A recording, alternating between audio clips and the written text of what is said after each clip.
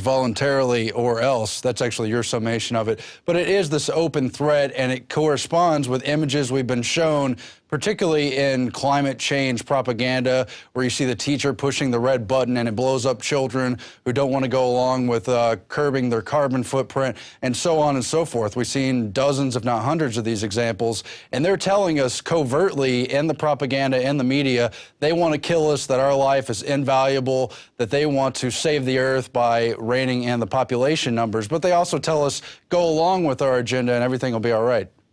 Right, trying to scare us into this submission or submissive state where we will just accept about anything, and that's the entire thing. They resort to these kind of tactics, and that means they have a weakness. And this weakness by the elite is they know that a lot of people, despite all the propaganda for the last decades, still have an instinctive resistance to all this massive propaganda going on. So I think this is also a good sign, in a way, that they just use open death threats towards mankind. That's because they know we only by death threats they may have a chance.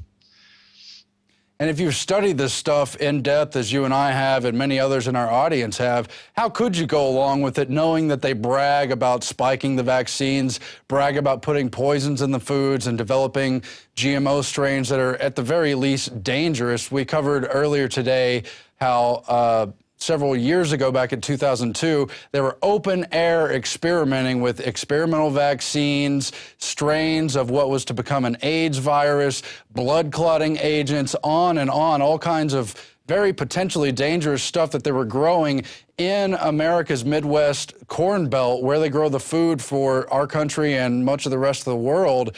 And the possibilities for open-air contamination are right there, and it's just another suggestion of how where this road could lead, really. Right. I think, and then we all have the UN to thank for this agenda going on right now, because it's, of course, Codex Alimentarius in action. We see that in the crops.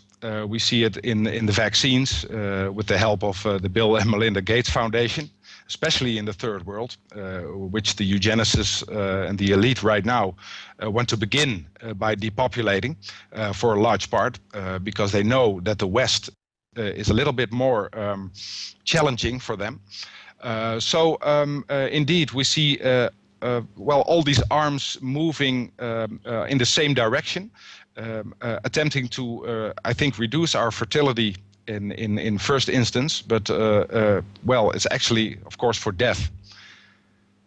I want to go back to the Bilderberg Group and the larger eugenics agenda. Of course, eugenics, the proper term for it, started in the late 1800s under the circles around T.H. Huxley, of course, Sir Francis Galton, and his cousin Darwin. And they brought that to light. It became very popular in the West, especially in the United States. It's very popular in Germany, which later developed into Nazi Germany eugenics. It was very popular in the Netherlands and the rest of Europe, and really across the Western world. As that developed, you also see simultaneously the cartel, IG Farben, out of the Nazi regime, and their secret partnership with the United States, with the Netherlands in particular.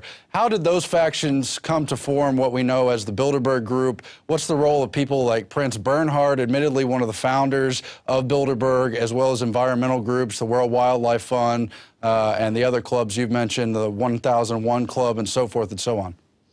I think the Second World War, which was in essence, of course, brought into being with the aim of creating two separate blocks, which is the United States on the one hand, the West on the one hand, and the East on the other, is also of course the illusion of a war or a battle in which they can sustain their policies.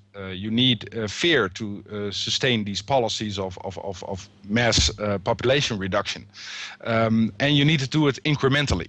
And I think the Prince Bernhard of the Netherlands setting up this Bilderberg meeting officially to repair or relations with the United States and Europe, but actually to form a group that could make policy in full impunity. pursuing their agenda.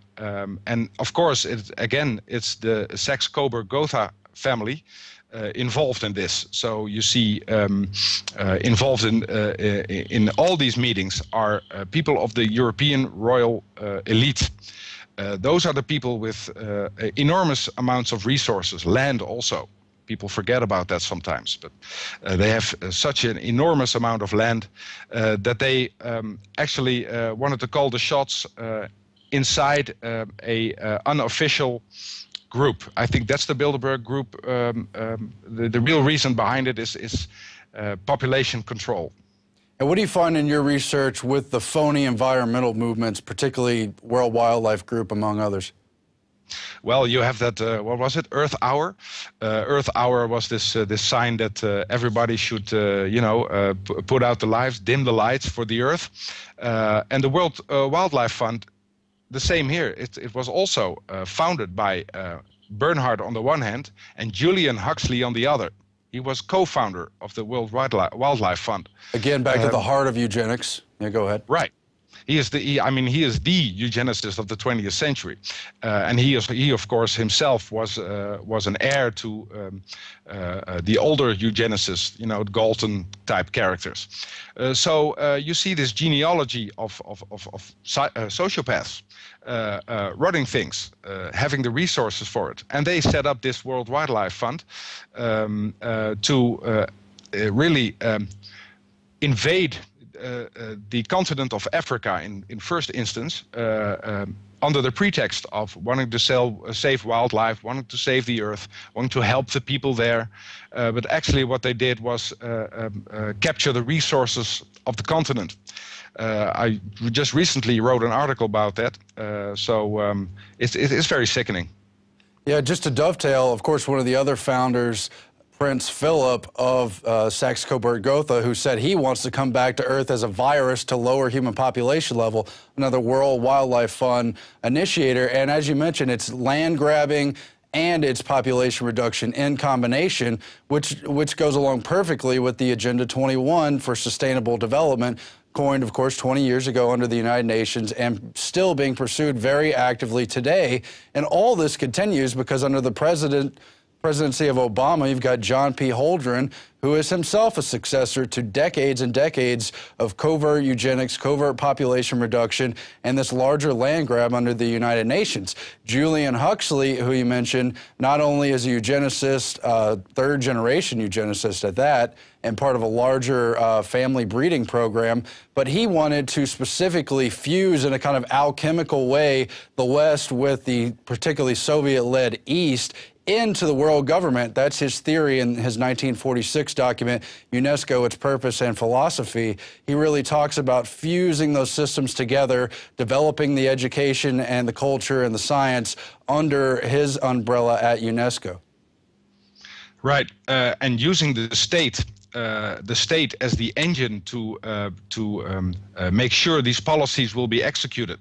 So that's why the Soviet system was worked perfectly fine, just like China does right now, because it works on a collectivistic basis, and people are used to that over there. And now they have to get used to all these new environmental friendly policies, this virtuous green road.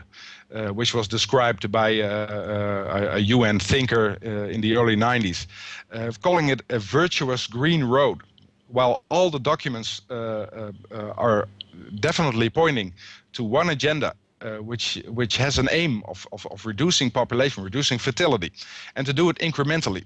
So it's a very smart and sophisticated thing, which we have to constantly investigate. Incremental is the key word. Let's get into a little bit the Fabian socialists, because that's the group that includes both Huxley brothers, Aldous Huxley, author of Brave New World, Julian Huxley of UNESCO, George Orwell was once in that group, H.G. Wells was in that group, and a lot of other very famous, very prominent writers who all wanted this progressive, long-term, 100-year increment for socialism. That's apparently why George Orwell named his novel 1984. It was the 100-year anniversary of the 1884 founding of the Fabian Socialists, and many people don't know they went from their core place in Britain over to Soviet Russia, studied their system, applauded what they were doing, and they came back, according to the founder of the Royal Institute of International Affairs, Alfred Toynbee, and said, this is our new 10 commandments. This is what Moses came down from the mountain with from God. We have the 10 planks of communism. We want this, but we want it slowly, so no one will stop it, no one will notice what's going on. And that's what you see in a larger pattern under the United Nations, a form of acclimating the whole world to a world government system. Right, and it's actually more than just communism or socialism in the Marxist sense. That's just a theory. But the UN is above these differences of communism and capitalism, creating them, in fact. So there's nothing to do with class warfare, this Fabian socialist society. It has everything to do with elitism. Because they're the wolves in sheep's clothing. You're totally right. Go ahead. Yeah, that's right. Well, I couldn't agree more. Well, we've got a lot of the same research. That's why it's easy to agree. I didn't mean to interrupt you. No, that's fine. That's fine, because I mean that's all about to say. It's wolves in sheep clothing. That's it. And they have this agenda for such a long time that it's all written down. That right now we have to move forward, I think, to a next level of just beating these people at every turn. Every time they put out a new report, put out a new, working paper or something, we just have to report on this constantly. Everybody should do this. Everybody who feels impulse to do this. Start your own blog and just write about this, because we need so much more people involved in this fight. Well, in closing, looking ahead to the upcoming Bilderberg conference, if the location's wrong, we're going to correct that, of course. But whether it's in the U.S. or Europe, we have seen this year a great coalescing around the global warming, climate change agenda, realizing that's falling apart on its scientific merits and its political drive and so forth. They've been more and more out in the open, moving towards just it's for population reduction. Have you seen this as well?